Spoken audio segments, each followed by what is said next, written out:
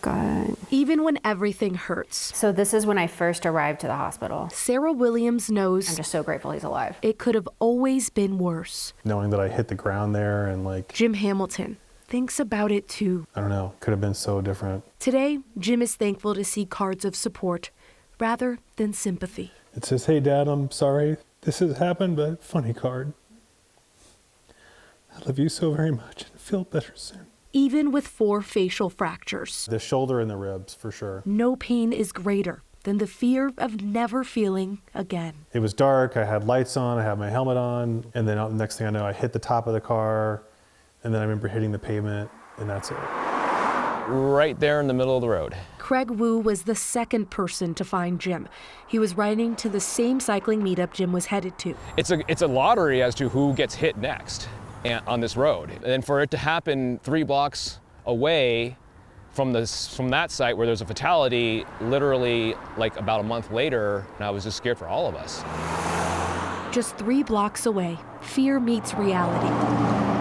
In August, cyclist Steve Perkins was hit on his ride down Syracuse. Like Jim's situation, the driver did not stop. But unlike Jim, Steve did not survive. And every time I pass the ghost bike, I'm like, I pause and think it's getting scarier and scarier to ride your road bike on the road. I think that's when he was coming to and he was in panic mode. Images may not capture all the emotions this family has gone through, but simple reminders. Follow traffic laws, number 1. Will prove just how easy it is to keep this pain from happening again. Just to slow down and not be in a hurry. You don't want to hit a cyclist. You don't want to take a life.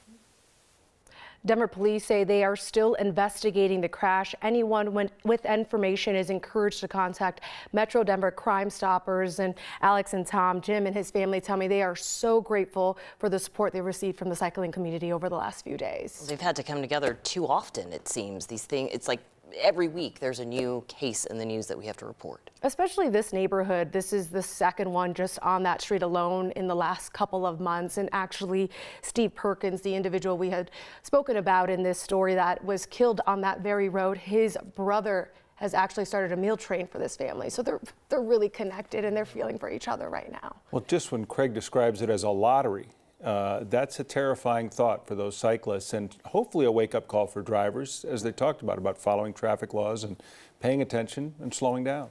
As much as they don't want this to impact their day-to-day, Craig Wu even told me off camera, it's starting to impact how often he plans to ride because he starts to think about the what ifs. Am I the next one?